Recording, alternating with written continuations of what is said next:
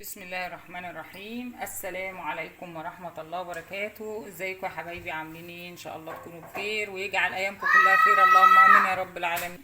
النهارده معانا ان شاء الله فيديو جميل وسهل جدا هيعجبكم ان شاء الله. هنعمل تورتايه بطريقه سهله وبسيطه جدا ان شاء الله تنبسطوا منها، مش هتاخد منكم ولا وقت ولا مجهود. اهم حاجه نجهز المقادير بتاعتنا وان شاء الله نعمل تورتايه ولا ألذ ولا احلى ولا اروع من كده باذن الله. قبل ما اعمل اي حاجه هقول الدعاء: رب اصرف عنا عذاب جهنم إن عذابها كان غراما. اللهم امين يا رب العالمين. معايا المقادير سهله خالص وبسيطه يا جماعه، مش هتاخد منك حاجه. اول حاجه معايا كوبايه ونص دقيق ويكون منخول وعليه ذره ملح، ومعانا كوبايه لبن ونص كوبايه زيت وكوبايه سكر ابيض، ومعايا 3 بيضات مضروبين اهم يا جماعه، بس طبعا لسه هضربهم تاني بالمضرب. ومعانا معلقتين كبار كاكاو خام او كاكاو دارك. معانا شوكولاته شيبس وجوز هند، ومعانا بيكنج باودر كيس كيك شيف، يعني هنستخدم كيك شيف. معايا طبعا هنا للتزيين هنعمل كريم شانتيه، وادي بودره كريم شانتيه اهي هنضربها مع اللبن وهتدينا نتيجه روعه، يبقى كريم شانتيه جميل جدا هنزوق بيه. ومعايا هنا شوكولاته خام برضو هسيحها وهظبط فيها في التزيين، وان شاء الله تعجبكم باذن الله. الوصفه سهله خالص وبسيطه. قبل ما نبدا اي حاجه هبدا معاكم تدريجي. هحط طبعا المواد الجافه مع بعضها والمواد السائله مع بعضها واجمع وصفتي ان شاء الله. اول حاجه طبعا هجيب البيض بتاعنا اهو وهفضيه في البوله اهو زي ما انتم شايفين كده، وهضربه طبعا ضرب كويس زي ما انتم شايفين. هضربه بمضرب البيض يا جماعه عشان طبعا ايه يتضرب كويس ويبقى مظبوط معانا.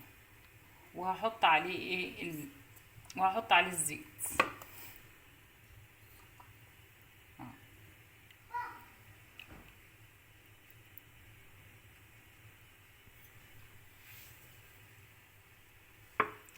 حطينا الزيت على البيض وهحط كمان السكر، وهضرب كله ضرب كويس جدا بمضرب البيض زي ما هتشوفوا دلوقتي ان شاء الله. وباذن الله هضربه ضرب كويس معاكم وتشوفوا معايا ان شاء الله.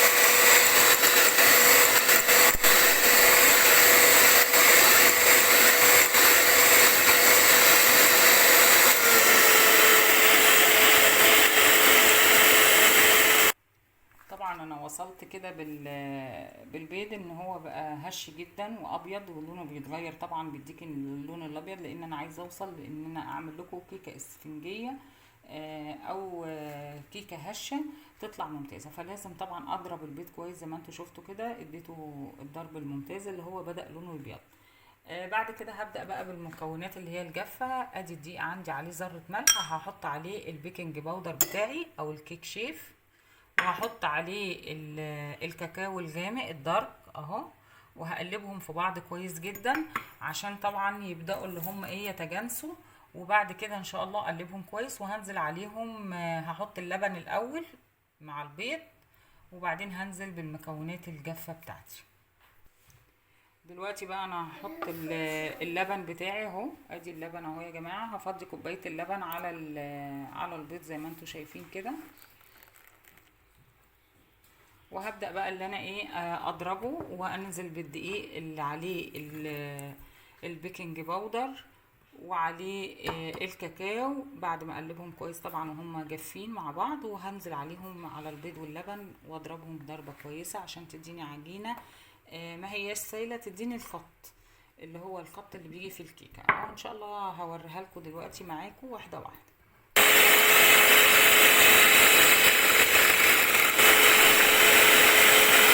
معايا كرتون جاي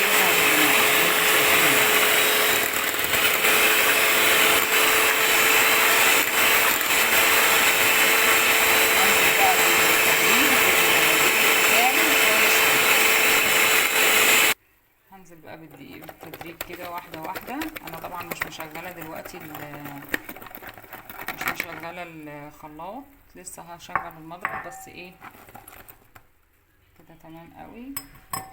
هقلب بقى كويس واشغل الخلاط بتاعي. طبعا انا بقلبه كده عشان ما يطيرش ويبهدل الدنيا، فلازم اديله ايه خلطه كده بدون ما اشغل الاول عشان الدقيق بتاعي ما يتطيرش ويبهدل الدنيا.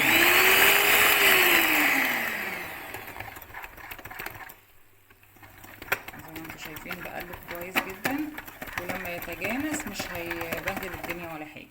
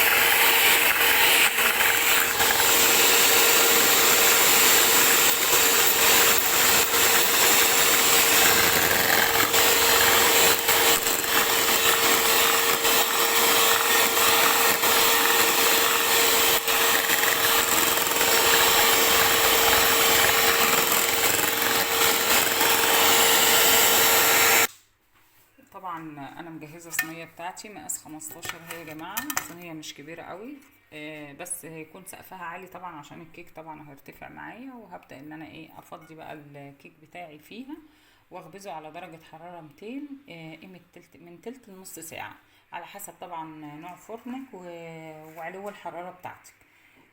وهرجع لكم تاني بعد ما يستوي واكون عملت الكريم شانتيه طبعا باللبن المثلج. بضربه جدا بالخلاط ضربه كويسه جدا بالمضرب، وبعدين اسيبه في التلاجة في الفريزر يبدا اللي هو يتماسك. وان شاء الله هرجع لكم تاني في التزيين في مرحله التزيين الاخيره بعد تسويه الكيك اللي احنا شايفينه ده. طبعا انا خلصتها طلعتها وسبتها تبرد وخدت وقتها لما بردت طبعا، وبدات اللي انا بقى ازوقها بالشكل اللي انتوا شايفينه. وادي الشوكولاته الشيبس اهي والكريمه والشوكولاته طبعا في الجنب بشرتها بالمبشره. سهله جدا وبسيطه، ما خدتش مننا ولا وقت ولا مجهود، وحاجه طالعه اكتر من رائعه وحاجه بيتي وجميله. الاحفاد بيحبوا التورته والولاد والكل بيعشق التورته يا جماعه. وما كترتش الشوكولاته طبعا. وهنبدا بقى اللي انا اقطع منها دلوقتي اهي واوريلكم. بسم الله ما شاء الله، حاجه رائعه وجميله جدا، ان شاء الله تعجبكم يا رب. اهي طالعه معانا ممتازه جدا. حبيت اوصل لكم كده الشكل بتاعها زي ما انتم شايفين اهو. بسم الله ما شاء الله، بصوا روعه وجميله وهشه جدا يا جماعه. عايزه اقول لكم ان بجد طالعه ممتازه جدا زي ما انتم شايفين اهي. قطعت لكم حته، بصوا ادي الطبقه الوسطانيه، انا عملتها طبقتين يعني طبقه من النص والوش بس. ما حبيتش ان انا ايه اشكل منها كتير ولا اكتر في الكريمه وكده. اهي زي ما انتم شايفين، بصوا حاجه روعه جدا. معلش عشان هي لسه معموله. بصوا الكيك طري جدا وممتاز جدا اهو. بصوا روعه والقطعيه جميله والشكل جميل وحاجه روعه يعني، حاجه بيتي ونظيفه احسن من ما نشتري من بره. لو انت عايزه تحطي الوان كريز احمر او اصفر، اي لون انت حابه تحطيه تقدري تحطيه ويبقى شكله جميل ومناسب ان شاء الله. في كريز اصفر وفي اخضر وفي احمر، بيبقى جميل قوي مع الشوكولاته والكريمه. الكريز الاحمر طبعا انا عامله واحده تانية عشان خاطر الاحفاد، هبعت لكم بقى وافرج لكم الاتنين ان شاء الله وتنبسطوا معايا ان شاء الله. لان لازم الواحد يعني يعمل التورته في البيت افضل من لما يشتريها من بره. جميله جدا ممتازه جدا اهي يا جماعه، بصوا يعني بسم الله ما شاء الله، حاجه اكتر من رائعه. جميله جدا، انا فرفتها كلها. طبعا انا هقوم بالواجب دون بعد التصوير زي ما انتوا عارفين، لان انا بعشق زي ما انتوا فاهمين والدنيا كلها فاهمه، بعشق التورته والجاتوهات والشوكولاته. وان شاء الله باذن الله هعمل كوبايه الشاي اهي جاهزه معانا اهي، وان شاء الله باذن الله هظبطها ان شاء الله ونشوف التورته الجميله ان شاء الله. ربنا يسعدكم ويبارك فيكم. احلى لايك، عايزه اكبر عدد من اللايكات والكومنتات. الاحفاد بيشدوني من ورا بيقولوا لي خلصي يا تيتا خلصي يا تيتا، عايزين ياخدوا حته حته تورته. يا رب يسعدهم يا رب، يضحكوني والله، قاعدين يقولوا لي يلا يا تيتا وبيبرقوا لي، فانا بقول لهم خلاص اهو انا جاي اعمل الشاي واطلع لكم بالتورته. يا رب يسعد ايامكم جميعا. وادي الشاي اهو يا جماعه زي ما انتم عارفين، احلى شاي مع التورته طبعا. يا رب يسعدكم جميعا ويبارك فيكم، اللهم امين. شكرا ليكم. عايزه اكبر عدد من اللايكات والكومنتات. اللي ما اشتركش في القناه يشترك فضلا وليس امرا. وصفه سهله وبسيطه، هسيب لكم كل حاجه في صندوق الوصف، المقادير وكل حاجه انتوا تطلبوها باذن الله هنفذها لكم. اكتبوا في الكومنتات وفي التعليقات الحاجات اللي انتوا عايزينها، وانا دايما معاكم، ولحظه بلحظه وتعليق بتعليق وكلمه بكلمه بقراها. حاضر يا تيتا، وان شاء الله يعجبكم باذن الله. بيقولوا لي خلصي يا تيتا خلصي يا تيتا، تعبوا قوي صراحه. يلا والسلام عليكم ورحمه الله وبركاته. نروح للاحفاد وناكل التورته. يلا سلام عليكم، مع السلامه.